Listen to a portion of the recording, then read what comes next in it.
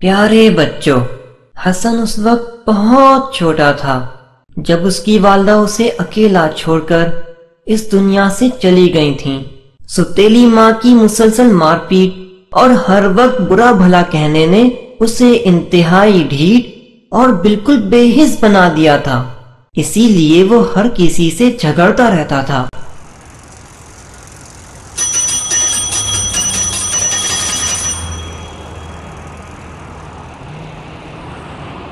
ابے او، کدھر منہ اٹھائے چلا جا رہے؟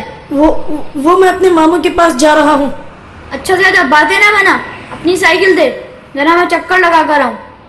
لیکن مجھے دیر ہو جائے گی اور ماموں بھی کھانے پر انتظار کر رہے ہوں گے۔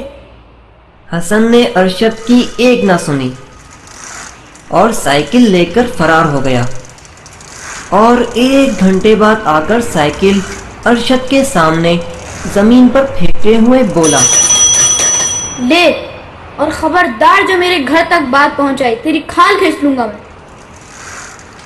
ارشد بیچارہ چپ چاپ سائیکل لے کر روانہ ہو گیا۔ کچھ دنوں سے حسن نے اسکول جانا شروع کر دیا تھا، لیکن اسکول میں بھی وہ جلد ہی جھگڑالو اور شریر مشہور ہو گیا۔ ارے وہ دیکھو حسن آ رہا ہے، چھوڑو یار، اس کی طرف مت دیکھو، یہ تو ہے ہی جھگڑالو، ہمیں بھی بدنام کروا دے گا۔ اتنے میں حسن ان کے قریب آ چکا تھا۔ اس کا ایک ہاتھ پشت کی جانب تھا۔ اس نے آتے ہی اپنے پشت پر رکھے ہوئے ہاتھ میں پکڑی چھپکلی ان دونوں پر پھینک دی۔ آخر ہم نے تمہارا کیا بگاڑا ہے؟ کیوں تم ہمیں تنگ کر رہے ہو؟ بکواس بند کر، ورنہ مکہ مار کر تمہارے دانت توڑ دوں گا، سمجھے؟ واہ بھائی واہ، الٹا چور کوتوال کو ڈانٹے، میں تمہیں ہرگز نہیں چھوڑوں گا۔ ارے بھائی چھوڑو مجھے، کیوں مار رہے ہو مجھے؟ اکرم، اس سے میری جان چھڑاؤ یار۔ اتنے میں قریب سے ایک ماسٹر صاحب گزرے اور ان دونوں کو دفتر لے گئے۔ سر، اس نے مجھ سے بدتمیزی کی تھی۔ نہیں سر، یہ جھوٹ بول رہا ہے، اس نے پہلے مجھ پہ چھپکلی پھینکی اور پھر مجھ سے لڑائی کرنا شروع کر دی۔ حسن، تمہاری شکایت دن بدن بڑھتی جا رہی ہے۔ تو میں کیا کروں سر؟ حسن، تمیز سے بات کرو۔ سر، وہ کیا ہوتی ہے؟ اپنا منہ بند رکھو ورنہ سخت پٹائی لگاؤں گا، سمجھے؟ کیوں سر، میں نے کیا کیا ہے جو آپ میری بلا وجہ پٹائی لگائیں گے؟ اچھا تو تم یوں نہیں سمجھو گے۔ یہ کہتے ہی سر نے ڈنڈا اٹھایا اور پھر پوری قوت سے حسن کے ہاتھوں پر چلانا شروع کر دیا۔ مسلسل ڈنڈے کھانے کے بعد بھی حسن پر لگتا تھا کوئی اثر ہی نہ ہوا ہو۔ آخر سر تھک کر رک گئے۔ بس، یا اور کوئی حربہ بھی ہے؟ چلے جاؤ یہاں سے۔ شکریہ سر۔ کلاس میں بھی وہ سوالات کے جوابات دیتے وقت شرارت سے کام لیتا۔ حسن، تم کھڑے ہو کر بتاؤ کہ انگریزوں نے کب سے کب تک حکومت کی؟ سر، صفحہ نمبر 110 سے 210 تک۔ خاموش ہو جاؤ، آج کے بعد تم سے کچھ بھی نہ پوچھوں گا۔ گھر کے حالات بھی اسکول سے مختلف نہ تھے۔ حسن، نہ جانے تم کس مٹی کے بنے ہوئے ہو، میں تو تمہیں مار مار کر عاجز آ چکا ہوں، اور تم ہو کہ سدھرنے کا نام ہی نہیں لیتے۔ آخر تم کب ٹھیک ہوگے؟ اب تم بچے تو نہیں ہو، کچھ تو خیال کرو۔ ایک روز تمام بچے اسمبلی ہال میں کھڑے ہوئے تھے کہ اچانک ہیڈ ماسٹر صاحب کی آواز گونجی۔ تمام طلبہ کرام کو مطلع کیا جاتا ہے کہ کل ہمارے اسکول میں ایک شاندار جلسے کا انعقاد کیا جا رہا ہے، جس کی صدارت محکمہ تعلیمات کے سیکرٹری صاحب کریں گے۔ تمام طلبہ اس میں بھرپور تعاون کریں اور اپنے گھروں سے صاف ستھرا لباس پہن کر آئیں۔ دوسرے دن جب ہیڈ ماسٹر صاحب اسکول پہنچے تو اسکول کی سجاوٹ کو دیکھ کر حیران رہ گئے۔ واہ بھائی واہ، تم لوگوں نے تو کمال کر دیا۔ مجھے تو ایسا محسوس ہو رہا ہے جیسے میں کسی دوسرے اسکول میں آ گیا ہوں۔ اچھا، میں ذرا آفس میں چلتا ہوں۔ عمیر، آپ ایسا کریں، ماسٹر ندیم کو کہیں کہ وہ آفس میں آ جائیں، میں ان سے کچھ بات کرنا چاہتا ہوں۔ ٹھیک ہے سر۔ السلام علیکم سر، کیا میں اندر آ سکتا ہوں؟ وعلیکم السلام، جی اندر آئیں۔ سر، آپ کو ہیڈ ماسٹر صاحب نے آفس میں بلایا ہے۔ صحیح ہے، آپ چلیں، میں آتا ہوں۔ شکریہ سر۔ سر، کیا آپ نے مجھے بلوایا تھا؟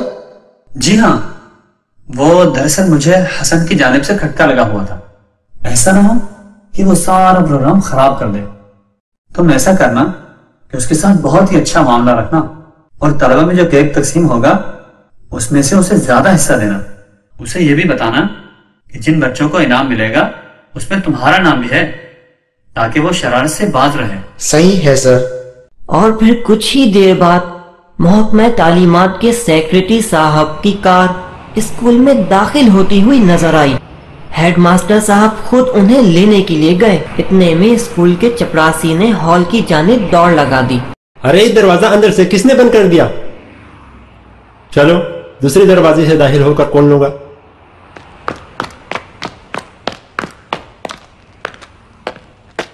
اوہو، یہ دروازہ بھی بند ہے، شاید پچھلا دروازہ کھلا ہوگا۔ اوہ میرے اللہ، پچھلے دروازے پر تالا کس نے لگا دیا ہے؟ اب کیا ہوگا؟ چپراسی گھبرایا ہوا ہیڈ ماسٹر صاحب کے پاس آیا اور انہیں اشارے سے اپنی طرف متوجہ کیا۔ کیا بات ہے بھائی، اتنے پریشان کیوں ہو؟ وہ سر، کسی نے حال کے دونوں دروازے اندر سے بند کر دیے اور پچھلے دروازے کو بھی تالا لگا دیا ہے۔ اف میرے اللہ، یہ ضرور حسن کی شرارت ہے۔ خیر تم ایسا کرو، تالا توڑ ڈالو۔ پھر وہ سیکریٹری صاحب کی طرف متوجہ ہوئے اور ان کی توجہ باغ کی طرف کروا کر بولے، سر آپ ایک نظر باغ پر بھی ڈال لیجیے۔ اوہ ہاں، کیوں نہیں، بالکل بالکل۔ اس کے بعد ماسٹر صاحب انہیں لے کر ہال کی طرف چل دیے۔ پھر میں سیکریٹری صاحب نے اپنی تقریر میں ہیڈ ماسٹر صاحب کی خوب تعریف کی۔ مجھے فخر ہے کہ ہمارے اس ملک میں ہیڈ ماسٹر حذیفہ صاحب جیسے لوگ بھی موجود ہیں، واقعی ہمارے ملک و ملت کا قابل فخر سرمایہ ہے۔ سیکریٹری صاحب ہیڈ ماسٹر صاحب کی خوب تعریف کر رہے تھے، لیکن ہیڈ ماسٹر صاحب حسن کے معاملے میں اپنی ناکامی پر بہت شرمندہ تھے۔ اگلے دن انہوں نے حسن کو آفس میں بلوا کر پوچھا، حسن؟ یس سر۔ تم نے کل ایسی خراب حرکت کیوں کی؟ تم نے اتنا بھی نہ سوچا کہ اسکول بدنام ہوگا اور تمہارے اساتذہ کی بے عزتی ہوگی؟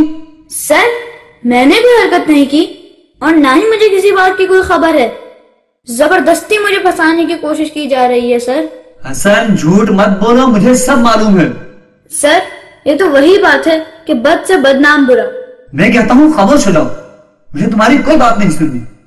یہ کہتے ہی ماسٹر صاحب نے ڈنڈا اٹھایا اور حسن کے ہاتھوں پر برسانے لگے۔ ایک دن حسن بیٹھا ہوا سوچ رہا تھا، اس مرتبہ کوئی ایسا کام کرنا چاہیے کہ ہیڈ ماسٹر صاحب سے اپنی مار کا بدلہ چکایا جا سکے، لیکن میں کروں تو کیا کروں؟ ارے واہ، زبردست آئیڈیا، اب تو مزہ ہی آ جائے گا۔ اپنے منصوبے کو عملی جامہ پہنانے کے لیے چھٹی کے وقت وہ باتھ روم میں چھپ گیا۔ جب تمام اسکول خالی ہو گیا تو حسن چپکے سے نکلا اور ہیڈ ماسٹر صاحب کے کمرے کی کھڑکی سے اندر کود گیا اور چپکے سے سالانہ امتحان کے پرچے اٹھائے اور اسکول کی پچھلی دیوار سے کود کر گھر چلا گیا۔ پھر جو ہی وہ اسکول میں داخل ہوا، اسے معلوم ہو گیا کہ اس کی چوری پکڑی گئی ہے اور اب اس کے بارے میں مشورے ہو رہے ہیں۔ ادھر آفس میں تمام اساتذہ حسن کی مخالفت میں رائے پیش کر رہے تھے۔ سر پانی سر سے اونچا ہو چکا ہے، حسن نے چوری کی ہے۔ سر اسے تو پولیس کے حوالے کرنا چاہیے۔ سر کم از کم اسے اسکول میں رکھنا تو سراسر بیوقوفی ہے۔ اسے یہاں رہنے دیا گیا تو دوسرے لڑکے بھی خراب ہو جائیں گے۔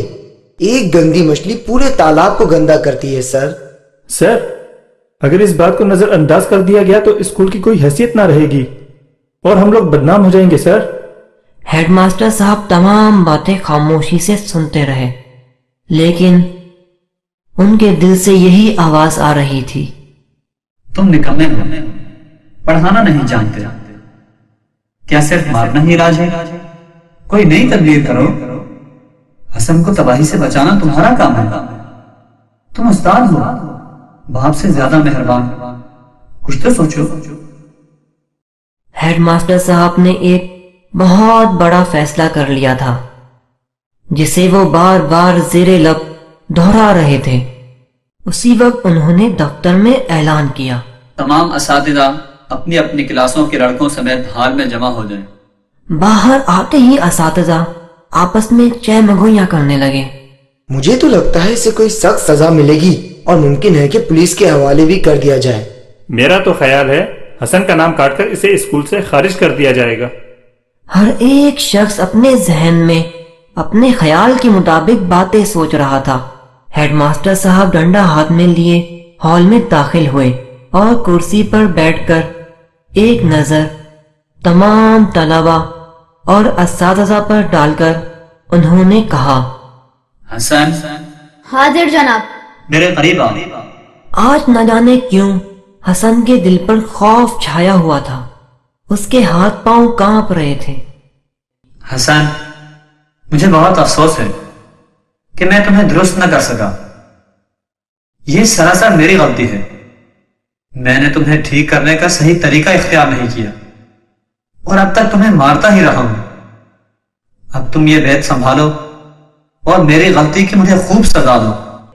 मुझे माफ कर दें सर, मैंने आपको बहुत तंग किया है सर, मुझे माफ कर दें। मैं आइंदा कभी कोई गलत हरकत नहीं करूंगा सर। 2-4 मिनट में ही उसकी फितरत से सारे पर्दे उतर चुके थे और वो आदमी बन गया था।